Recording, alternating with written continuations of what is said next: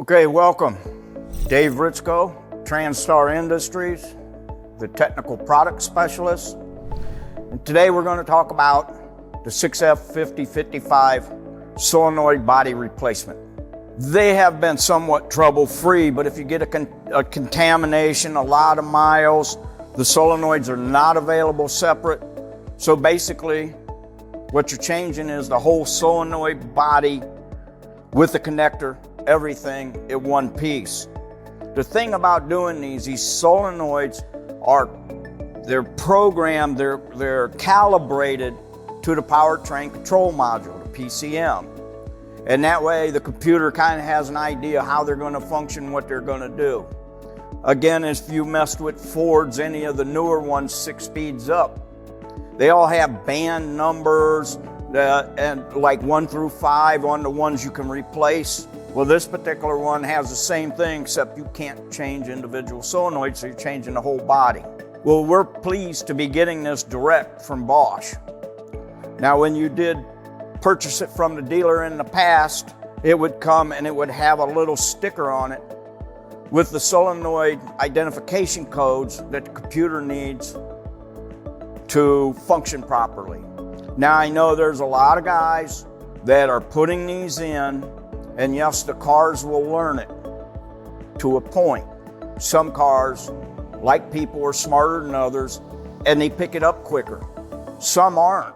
So my question is, you guys that are not updating the PCM, how long are you driving it with flared shifts, harsh shifts, any other kind of issues? How much damage is happening before it's loading versus just going in and programming it to the PCM and starting with a fresh slate so it will work faster? Again, that's a call. If it's working for you, keep doing it. But my opinion and how I would do it is I would plug the numbers in. Now, since you don't have the sticker, the numbers, there's 2 numbers. There's a 13-digit solenoid strategy, and there's a 7-digit solenoid body ID.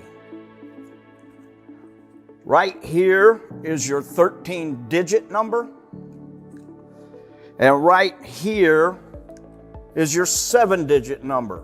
Them are 2 crucial numbers, and again, because you don't have the sticker that's on the case of the transmission is the one you're pulling out.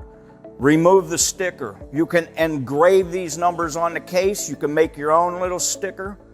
But here's a real good idea, and it should be done maybe with all of them. Take that solenoid strategy number and the ID number and put it right on the repair order.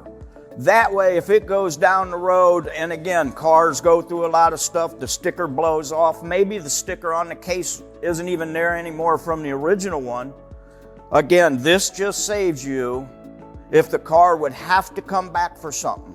It's on the repair order. If the customers would have to take their car to another place for another issue, and they would need to update the programming in the PCM, this would be on the repair order, usually in the customer's glove box, and that way that would help the next guy that wants to put his hands into the unit or do any programming issue.